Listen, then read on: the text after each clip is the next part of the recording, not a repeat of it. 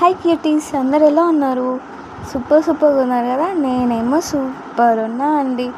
అలానే మన ఛానల్ మీద ఒక్కనేసి ఉంచండి, ఒక లైక్ అండ్ సబ్స్క్రైబ్ చేసుకునే తీరాలి. మనం ఈ వీడియోలో నిండు నూరేళ్ల సావాసం సీరియల్ లేటెస్ట్ ప్రోమో ఎక్స్ప్లెయిన్ చేసుకుందాం.